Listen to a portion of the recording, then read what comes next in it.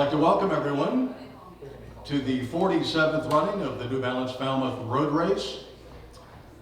Just if you didn't see the news today, just for those of the certain age, today is the 50th anniversary of the start of Woodstock, just so you know. Those of a certain generation used to do a lot of sitting around on campuses and being against things, and a couple of years later people decided to get up and run, and we thought we'd change the world sitting in, and instead we changed the world getting up and running. It worked out just perfectly, and the Falmouth Road Race is certainly part of that grand tradition. This was also the first year we are without our founder, Tommy Leonard, and yesterday was Tommy's 86th birthday, and I know there will be a lot of toasts in Tommy's name throughout the weekend, as there has been since his passing in January. So God bless you, Tom. You did great work. As always, the way Tommy started this race was not to make it a world-class race, even though it was Frank Shorter's world-class performance at the Munich Games in 1972, which got Tommy's juices flowing and decided to start the race, but really his inspiration was the Falmouth Girls Track Club. And from the beginning, the New Balance Falmouth Road Race has not just been set its sights on the world-class elite athletes, but also the athletes here from Falmouth, from the Cape, from Boston, from New England, and the local flavor continues to be very, very strong this year in both the mile and the 7-miler as well. So we got a great weekend ahead. So let's get started. We have a wonderfully serving board here. They change leaders every couple of years, and it seems to work out just perfectly. A man now in his second year, president of the New Balance Falmouth Road Race. Let's welcome Jeff Nickerson. Jeff?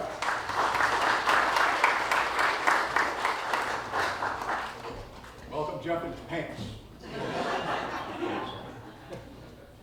I can lend it to you if you want. What's up to you? So thanks very much, Tony. You know, we've got a great board. You do this as volunteers, and it means a lot to us. Community is what we're all about.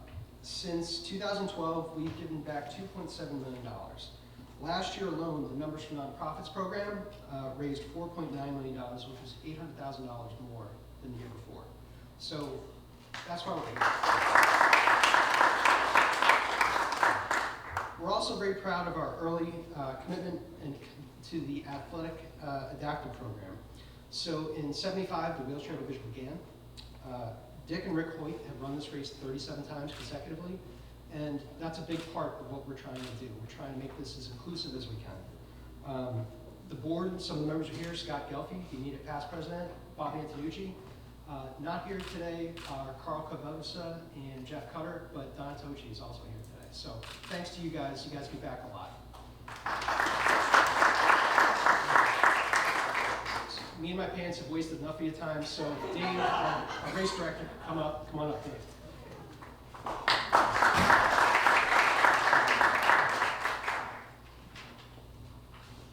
So thank you, Jeff.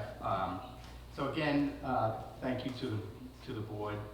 Thank you to the staff, Jennifer and Matt and others are here. Thank you to my Dimsey team for all the work that they put into making this the best road race in America, and at least at the non-marathon distance, and some would say you could include all the marathon distances too. So besides this race being one of the greatest and most iconic races in America, for me, very few other races I've ever been involved in give back to its community in such a huge way than the New Balance Falmouth Road Race. And you know, years ago, back in the 70s, when, as Tony was saying, when a lot of us were doing this, it was all about competition. We came here really just to drill each other into the ground. And now it's all about participation. The walls of intimidation have crumbled. People are believing in themselves. And I always say, when people say to me, what do you do for work? I say I don't. Because I don't consider what I do work. You know, I used to mumble. I'm a race director. People say, what is that? Chalk mark on the road, yell go. And now I say we help raise the level of self-esteem and self-confidence of tens of thousands of people in America. And that's what an event of this nature does. And it's because a lot of people in this room and those not in this room that make that happen. We give people an opportunity to make a commitment, work hard, earn the right, toe the line, run the course, cross the finish line, and magic happens. They go home feeling good about themselves. And there's nothing in this world, any greater foundation in this world than that. And that's what the new Balance Falmouth Road Race actually does. So we all should take pride in that effort.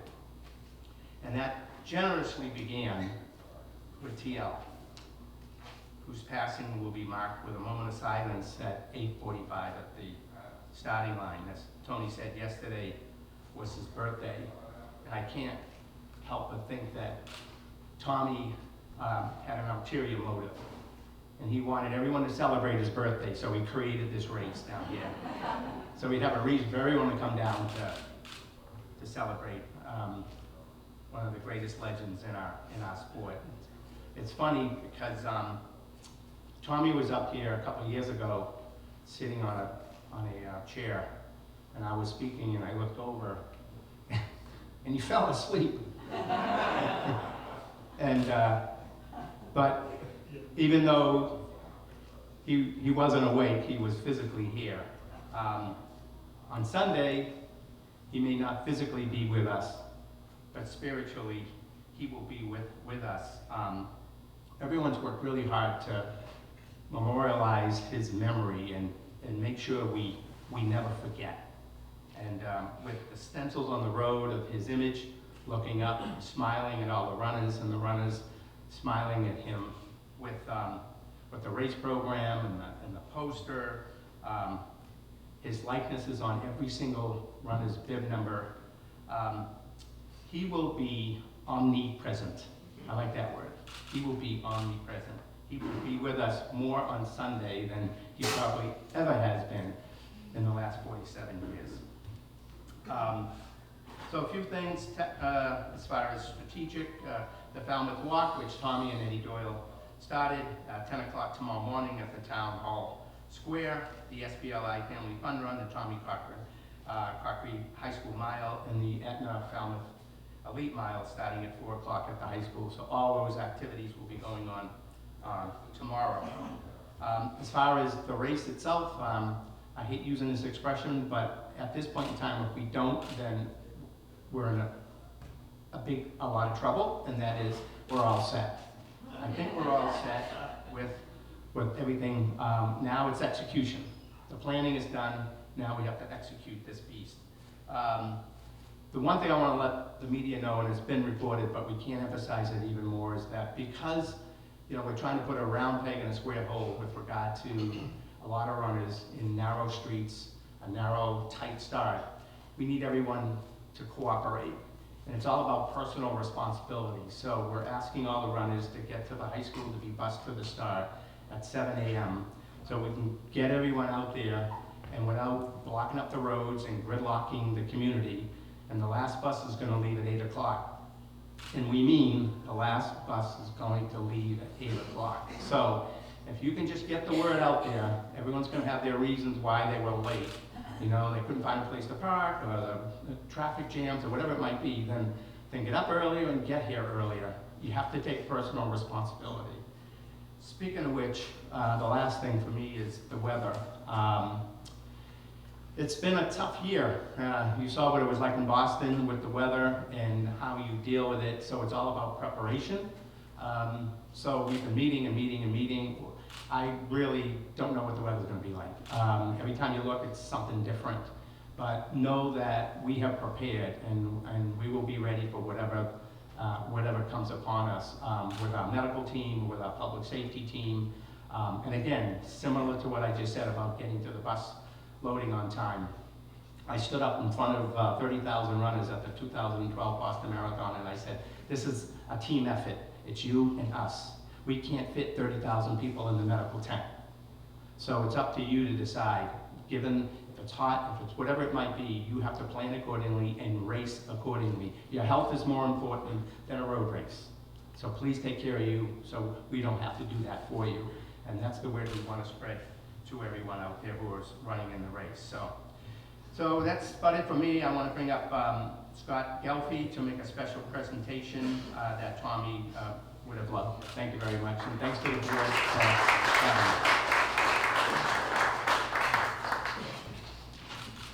Thanks, Dave. So this year has been kind of weird for me. For the first time that I've been involved in the race, I think it kind of snuck up on me with work and family stuff. It wasn't until Wednesday when I showed up at the volunteer dinner and I felt the excitement. And I think what was missing is I didn't have my visits with Tommy all summer that I normally have. And you could feel the excitement in him when you sat and talked to him. A month out, 2 months out, he was already pretty jacked about the race. And I think for that reason, it kind of snuck up on me. But when I walked into the volunteer dinner the other night, it was like I got slapped upside the head by him and said, look at this. The volunteers, the staff, the scholarship winners, everyone was so excited. And then showing up to the expo, seeing Craig and Candace and Steven and, people that I haven't seen in a while, I am full-blown Tommy Leonard, holy cow, excited.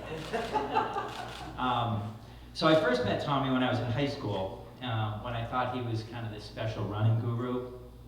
And although we remained friends over, all those years, it wasn't really till the past 10 years that we became really close. And during my time serving as president of the board, I would always keep Tommy in the loop of everything we were doing. I always wanted him to know that his same philosophy of giving back was what was driving us. It always gave me reassurance that he would always thank me for all the work that we were doing. I would, of course, laugh and tell him it's us that should be thanking him. In Tommy's honor, the Falmouth Road Race will continue to keep this spirit alive with everything we do. And another way that we can all honor Tommy is to support his Falmouth Walk, another fundraiser that he started and just continues to grow.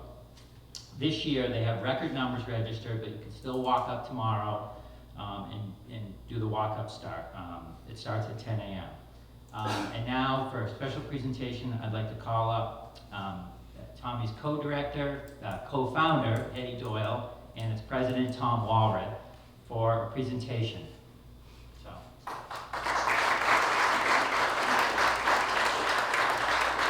So this poster, it's signed by Karen Ronaldo. It's in honor of Tommy, as you can see, and it'll be raffled off at the walk tomorrow, and I'm hoping it's going to fetch some big numbers.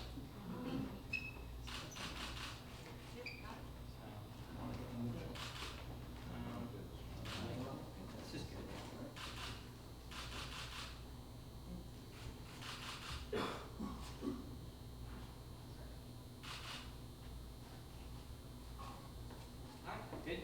All right. So, you guys want to take it now? Yeah. You're good? Sure. All right. Thanks. Thank you very much. All right. Good luck. Thanks. Scott, Tom, and Eddie. Eddie, great seeing you. So we said it's the 47th annual Balance Falmouth Road Race, but it's the 45th year that we will have the wheelchair athletes competing as well. And that's a grand tradition here at Falmouth. It was in 1975 that Bob Hall ran the Boston Marathon, and Will Cloney, the longtime race director, said, if you break 3 hours, we'll give you a finisher's certificate. And Bob ran 2:58. And this is in an Everson Jennings 40-pound hospital chair. So this is working hard.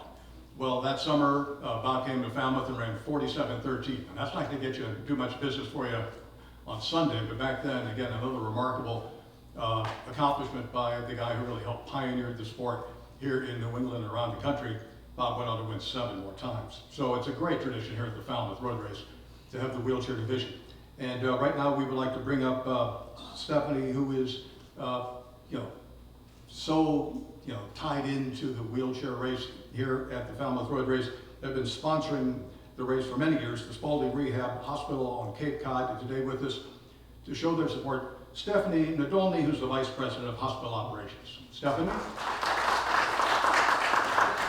Welcome and thank you. We are also super excited about this weekend and this event.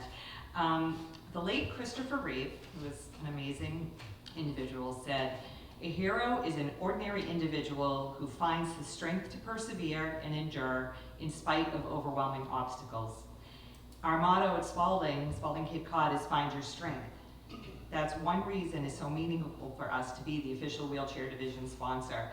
And we have been doing it, we were just talking how many years now, but I think about the Cape and who should be the wheelchair division sponsor, and it absolutely has to be Spalding, because we feel so passionate about this race and the sports and supporting the athletes. It's thrilling to congratulate all the wheelchair athletes for their strength and determination that have brought you to this moment and to this historic race.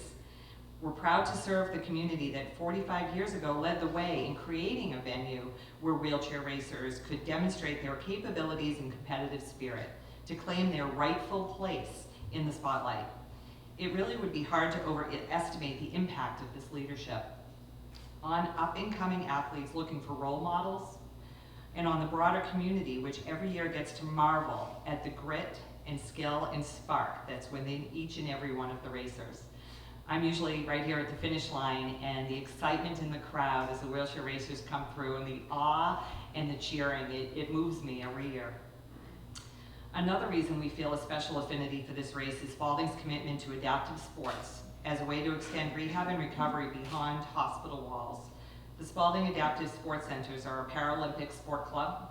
The McGraw Center for Adaptive Sports at Nickerson State Park, which is down in Brewster, is a groundbreaking partnership with Spalding and the state's Division of Recreation and Conservation's Universal Access Program.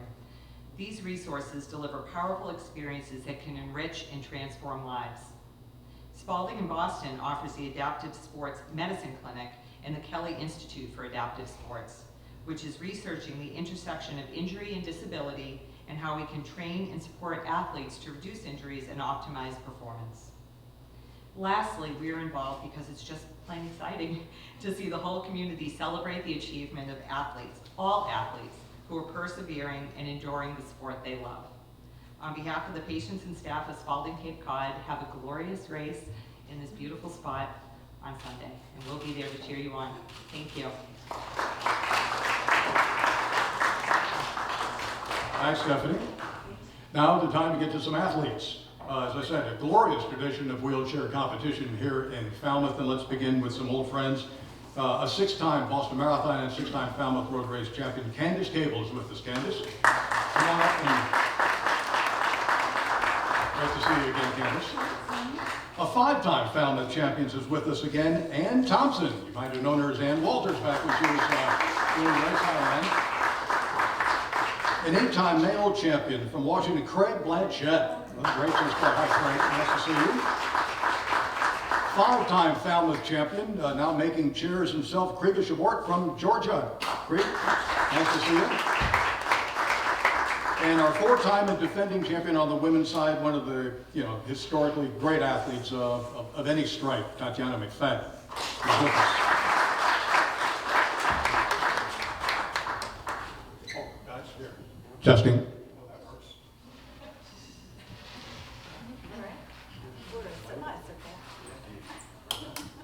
Well, Tatiana and team, nice to see you. Tatiana, talk about the tradition here at Falmouth and what it means to the sport of wheelchair racing. Yeah, it's whenever I do wheelchair racing, it's always an honor to be somewhere, because if it wasn't for the people before me, I definitely wouldn't be here. We were talking this morning about Bob Hall, and he made everything what it was today because he had the courage to do it, and that strength and that ability, and he really did push the sport and what it meant to have a disability. So I definitely always have to thank him for that. And for me personally, it's a great tradition. My grandparents met here, and so we have a little bit of family history here. So coming back, it's always really nice. The course is challenging, but it's also a little bit personal as well. That's great. Krieg, talk about how the chairs have changed. I remember the days, again, Bob started with this, 30-some pound, hospital chair, and they didn't get too much different for a long period of time until those racers you've got out there now, which are so expensive and so sleek. Yeah, my early days of racing, I also raced in a day chair. It wasn't a 40-pound Everest Jennings in like a 1979 model. I had a 1987 model, a little bit lighter, a little bit sleeker, but still heavy. I I remember going to fun runs and 3Ks and 5Ks just to race against runners, you know, to be able to be part of something. And then I had my first racing chair actually homemade, made in my town in South Africa. The day I got my first racing chair was actually also the day I did my first marathon, so a little bit crazy. The guy said he's not going to finish that marathon because my wheels was going wobbly and I was going all over the show. And I promised myself during that marathon, I am never ever going to do a marathon again. And it was the last finish line, go home, and this is over for me. And now it's like 200 marathons later, and I'm still. So no, the chairs today, you know, those days, you know, as like a regular day chair. Now it's all carbon fiber and high performance materials. The chairs are expensive. It's $10,000 for a chair, up to 25 for the guys that got the money, right? Not me. $25,000 is a lot of money for a custom built racing chair. But you know, if it's worth spending all that money and they spend all that technology to build that chair exactly the way you sit in your racing chair, and so it's just, you know, awesome to see over the last 30 years what you know, how things changed. And I don't want to say or think what's going to happen in the next 30 years, but maybe motors. Something. Let's not do that. Yeah. But no, okay. Great. And are you surprised? I mean, back you were running in the 80s and early 90s. Are you surprised? There seemed to be a slump, and all of a sudden the World Marathon Majors has included now for the last couple of years wheelchair competition, and it seemed to help revive the sport a little bit. Are you surprised where the sport is right now? I think it's a great accomplishment where the sport is now. Did seem to be a little bit of a gap in there, but I think with the publicity in races like Falmouth that has had a never-ending wheelchair division once it started, there was no gap in the Falmouth wheelchair division. And I think that helps expose a lot of people to the sport and sees the athletes and how accomplished the athletes are. And I think it's really helped. Social media has helped a lot as well, because it's very exciting. You know, when we were racing initially, there was nothing. You know, our neighbors might have known we did the race, and that was about it. And now it's great that, you know, I can follow what Tatiana's doing. You know, was at the University of Illinois as well, where I was, and it's great that I can follow what she's doing just by opening my phone. So that's helped tremendously. Talking about a never-ending program. Thanks. University of Illinois, if you guys never checked it out, please, after World War II it got started, and it is the definitional program in the world, I would think, for Paralympic athletes in wheelchairs. Right, and it's been great that, you know, Tatiana's been coming out here to Falmouth.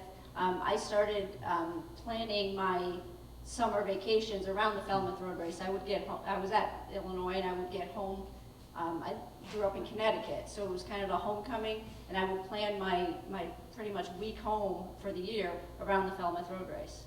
And it was great because I could have family and friends that actually did the race with me, or, you know, behind me. Behind you. But, Important point. actually, one interesting story, my husband did the race one year. I can't remember, I don't think we were married yet, he was my fiance at the time. And I had crossed the finish line, he hadn't crossed the start line yet. So it's That's when I knew he was mine. Exactly. So, but I think it's been great with the more attention and more road races, including the wheelchair division as part of the race, not a separate entity. That's great. Candace, nice to see you again. Candace, is it true? I said here you're the vice chair of the board of LA 2028. You're involved with the games coming into Los Angeles. I was involved with the bid committee to bring the games to Los Angeles, and then they've formed a new board, and I'm not a part of that right now. They're not looking at the Paralympics right now. They're just starting to form their marketing and what they're going to be doing. So they're building right now. Yeah, just you get the feeling, I remember in the early days, it was always this, isn't this wonderful for the wheelchairs? That was the feeling, was people didn't look at it from an athletic standpoint. It was always, oh, it's inspirational. And it may well have been, but do you feel like that has also changed? That people are actually looking at the wheelchairs and the Paralympic Games in general as athletes, just pure athletes, much a level the playing field. What makes a great champion is the same irrespective. Did you think that, isn't that wonderful element is starting to slowly die away? Now, you don't want to kill it, but it's not preeminent. Well, I do think we're making progress, definitely. And Is it important? It's really important because disability is really just a life experience that we're all going to have. And so the inspirational piece really came from, thinking that we were above and beyond because we had these horrible disabilities and we made something happen out of it. And in truth, that's not really what happened, is we just kept going on. Some people were born with disabilities, that's 15% of people. The rest of us acquired our disabilities, and when we acquired them, we went through a lot of recovery with rehabilitation physically, but psychologically, and a big piece of it was sports for all of us. Really getting involved with sports gave us so many things. I mean, before my spinal cord injury at the age of 21, I was a non-disabled kid that wasn't involved in sport at all. In fact, I hated competitive sport because I didn't want to argue with anybody about something. So I was like, we're all going to be winners. And after my spinal cord injury, I was going to university, and I met a whole bunch of people with disabilities, and they were doing sports, and that was in 1976, 77. And I thought, well, I want to hang out with these people. I need a community. I think I'll hang in there. And I tried things like wheelchair basketball, and wheelchair tennis was just being invented.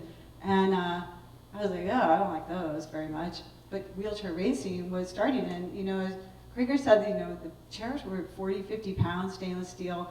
My first road race was 1977 in my little stainless steel Everest and Jennings 5K at Griffith Park in LA. I was easily 2 hours out there wandering around.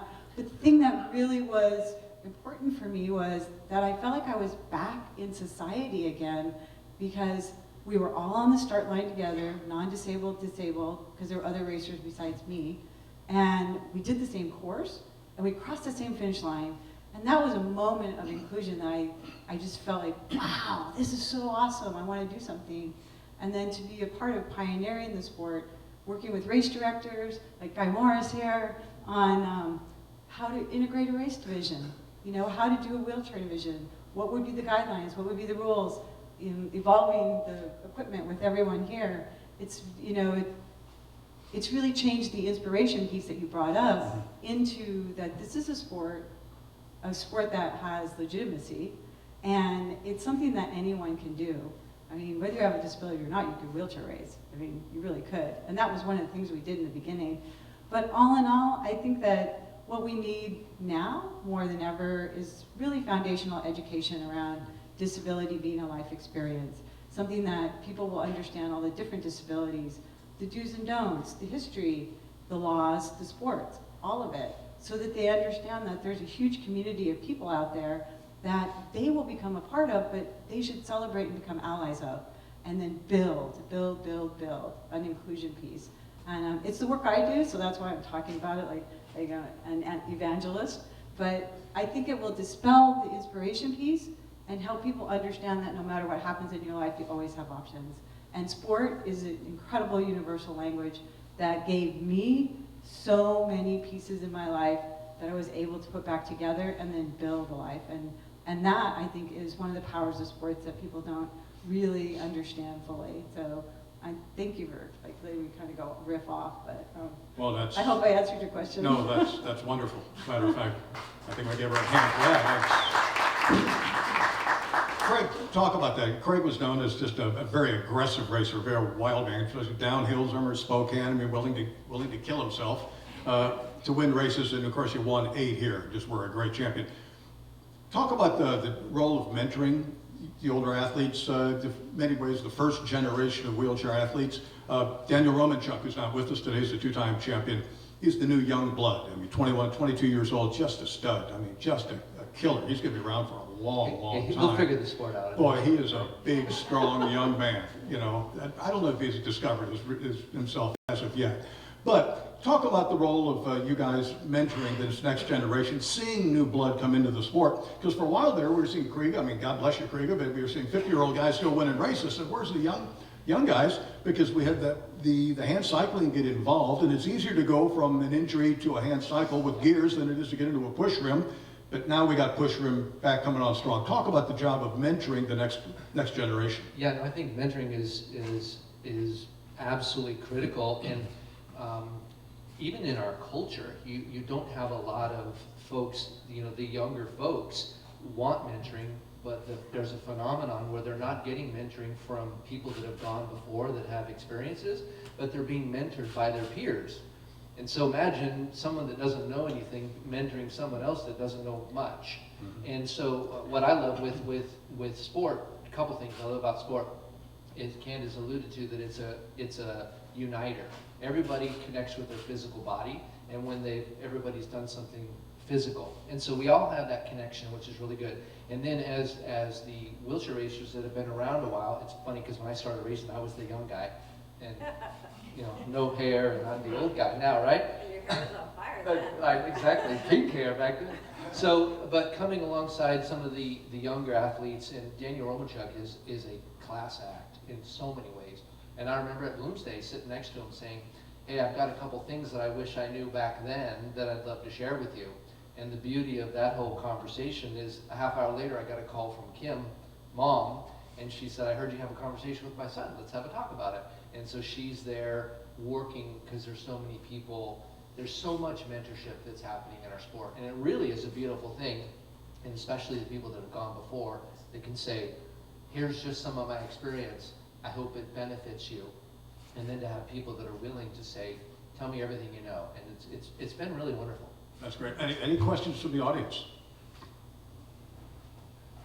Why don't we get a group picture of everyone now, then later on we'll bring up the runners, and afterwards we'll bring everyone for a big group picture. But right now, for those sort of huddled together a little bit. I'd still love to see, like at an expo, like the treadmill for you guys, and then have just folks get into a chair to try it themselves. We remember days when if there was all argument about fairings and you couldn't have the chair had to be a certain way. It used to be just 4 wheels in front and short. I would love to see that look like drag cars, drag racers. Get regular folks in there to try it out, just to have an experience of what it's like and what it feels like. That'd be kind of cool. Well, and Tony, that is happening. That is happening in a lot of places. That's happening? That is happening in a lot of places where it's set up and people can come in and they can try it. And, and I just want to just take a moment and thank you for your support of the wheelchair division through all these years. You have been one of the people that knows the history and you talk about it. And that is so important for it to grow and go beyond what we have now. And I know everybody across here is just really grateful what you've brought forward for us. So thank you very much. Oh, my pleasure. Tony, it's true. Back in the running and racing and the elite racing, and like I watched those old VHS tapes, and you're the commentator. You're the voice in the background. So when it comes to wheelchair sports and what we've done, you're the voice of that. And I second what Candace said. It's been a pleasure. Thank you so much. Fun to work with you guys. Yeah. Well, it's a great sport. You guys go after it. That's what sport, right? Yeah, sports. All right. Thank them all. Wish them luck.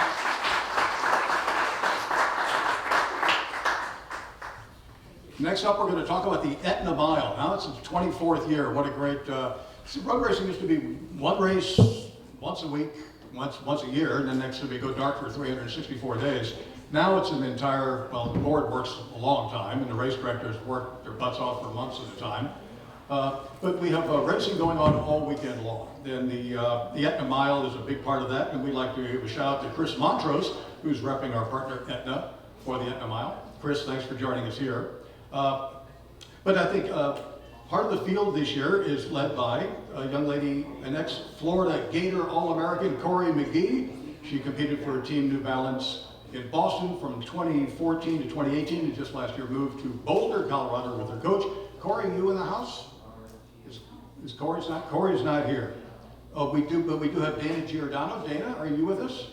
Dana, come on up. Dana's living in Boston now from New Jersey. She was a Dartmouth All-American 8 times, or 8-time Ivy League champion. Is that correct? Well, congratulations to you. And Garrett O'Toole. Garrett, come on up. Garrett's a 401 miler now, but he's hoping to be a sub 4-minute miler. come Saturday evening. He's the 2013 Tommy Cockery High School Mile Champion. I think the second fastest guy ever in the state of Massachusetts in the high school mile. And Garrett, Garrett, who are you running for right now? Right now I'm running for Arizona State University. Oh, you're a grad student down at Arizona State? Yeah. How do you like Arizona if it's not Massachusetts? It's a little bit different. It was 1:13 when I left for this race, so I'm happy to be here. Oh, it's the dry heat though, don't you? Yeah, that's what they all say. As if that makes a damn difference. So how's your preparation gone? I mean, here you are, you got this grand tradition, having won the 2013 high school mile, the Tommy Cockery, and now you're in the pro field. How's that feel? That's a great little ramp up here.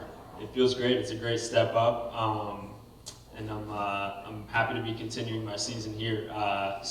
I've been recovering from a sacral stress fracture in March, and so I'm happy to be kind of rounding into form and having the chance to take a shot at a sub-4 mile. So. Dana, talk to me about your year so far. How's it going? What's your last competition? Did you win this? Would you win recently? Did you win something? I ran last night at the Martin Richard Mile. I won that one. Yeah. Oh, you won that exactly. Yeah. So I joined the BA full-time professionally back in February, and I also suffered an injury. So it's similar to Garrett, coming into form and trying to break 4:30 in the mile tomorrow, and just kind of understanding what the professional scene is now and kind of extending the season further. How do you manage an injury? It's such a weird thing. Runners, everyone tries to do as much as you can while being injured so you don't lose your fitness. Because I always say fitness is like hand packing ice cream upside down in a sauna. The minute you stop doing that, it all pops out. You can feel it just rushing out of your body. So how do you manage that? You're trying to keep fitness, but not keep your injury going too.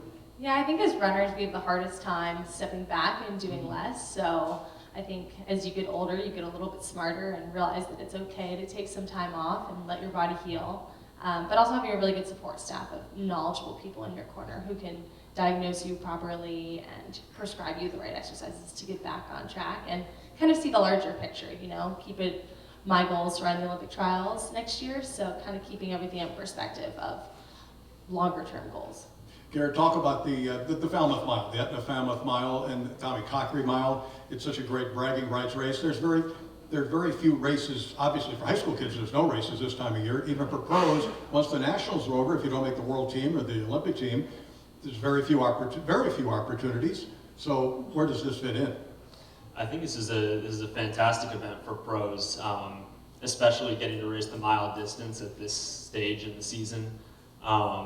It's a great event, and it brings the community together, I think, before the Falmouth Road Race, and gives a lot of the road racers a chance to kind of kick back and watch an exciting event the night before. So I've really enjoyed the atmosphere here, and I think, again, it's a great event for pros to kind of begin to wrap up their season with a very competitive event. Are you both going to run the 7-milers on Sunday? I'll be out there, yeah. We're not sure what pace yet, but we'll see how I'm feeling that morning. Yeah, we're hoping we're going to run slow because we ran so fast the night before. Exactly. All right, let's wish them all the luck to the Etna Falmouth Mile. Thanks, all. All right, now let's get some of the 7-milers up here. We begin with who are we going to begin with? Oh, a 2012 champion, got second last year in the women's race, Margaret Wangari. Margaret, you here? Come on up, Margaret. Nice to see you.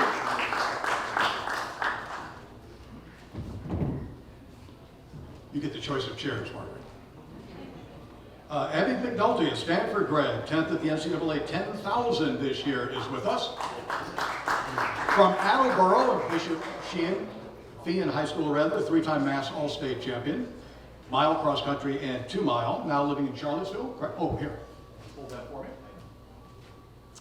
So, and then next up we have, one of the great champions. He won more NCAA titles than anyone in history. 17 for the University of Oregon, but the high school was a big sensation in New Jersey. Kenyan-born, 3:49 indoor mile, third fastest in history, just ran his PB for 5,000 meters in the end of July. Edward Cheserek.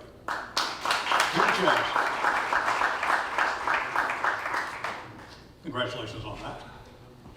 And one of the great champions, greatest road racing champion in Falmouth history with 4 titles. No man had ever done that before.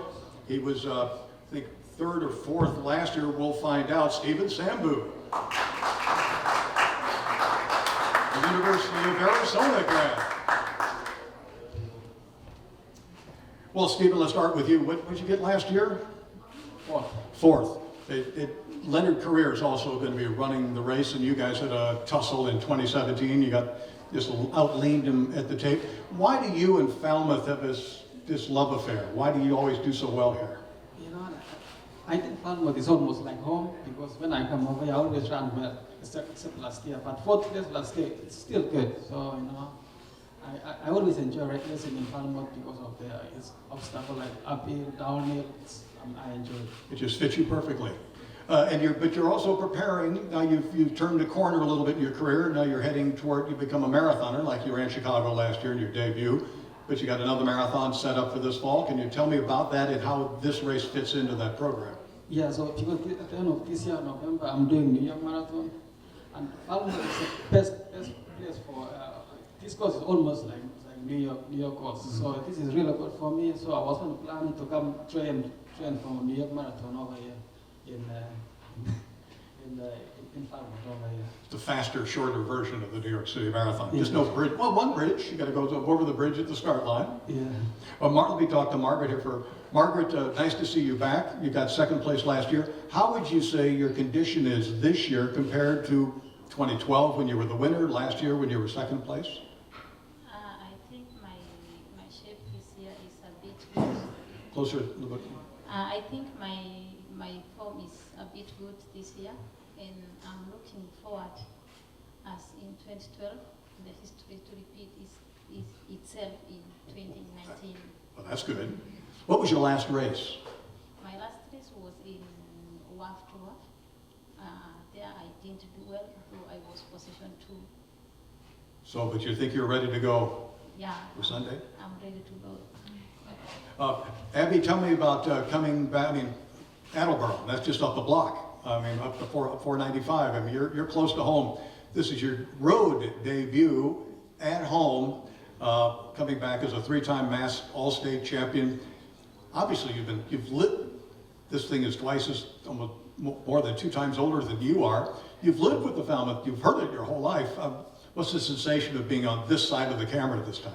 Yeah, I know it's awesome to kind of come back to New England after being on the West Coast for the past 5 years and kind of transition into this next phase of my career in debuting in, Massachusetts, where I raced all through high school. So pretty cool to be able to get on the roads and, have family and friends around in doing so. So super excited. I never actually raced, even though I live 45 minutes away. So very excited. Is this just by luck alone, or it just was a plan? Oh no, I want to. This is kind of like after I graduated in June. It was like, I wanted to get on the roads post-collegiately, and I've always wanted to do Falmouth, so I think this was just kind of like the focus race. Like, why not do it here? Because I knew I was going to do a road race, so this just was a great opportunity.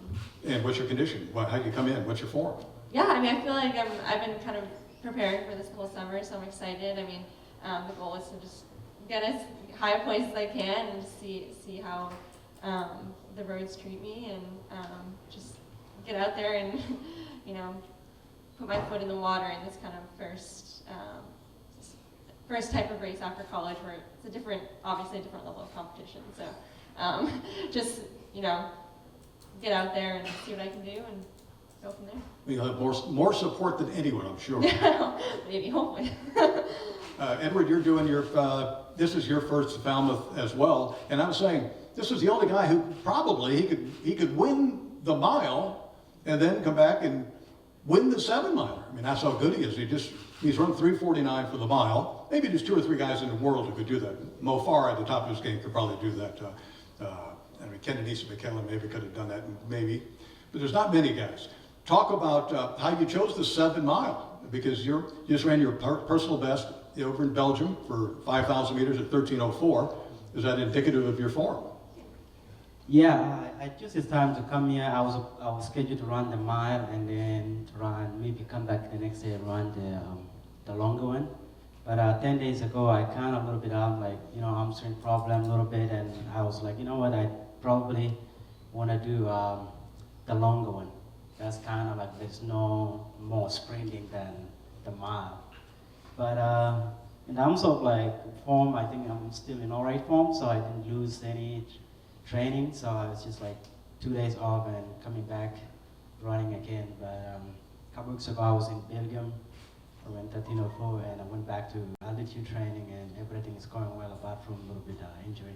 You're such a great all-around runner. One of the women in the Sarah Hall. Sarah Hall's going to run in the 7 miler, and she's won the 5th Avenue Mile. She's run well under 2:30 for the marathon. She's Pan Am Games champion at the steeplechase. You're one of those who can almost pick any distance. In your heart, what are you? What's your distance in your heart? When I was growing up in high school, I thought I was going to be a 10,000 guy, so 10,000, 5,000, but I moved on to probably 400. And growing up right now, being professional, it's very challenging, but I probably think I'll be okay on the longer distance. But I haven't run anything longer than 6 miles for the last 3 years in terms of races. So I used to run 10,000 in college, and then after college, I dropped down a little bit to mile, 5K, 3K. But this is gonna be a longer one, and I'm excited to kind of moving up slowly. Maybe one day I'll be like that guy. I think they were talking earlier. I don't think there was a lot of advice being given. Just friendly chatter. Any questions from the house? If not, we can do individual interviews afterwards. Let's bring everyone back. Let's bring the milers and the wheelers back up to the front, and we can get an entire athlete group picture. We want to thank everyone for showing up. And of course, we've got the expo going on down at the high school all weekend long. Of course, we have the big SBLI Tommy Leonard walk. Thanks for coming, everyone. Are we supposed to go to There we go.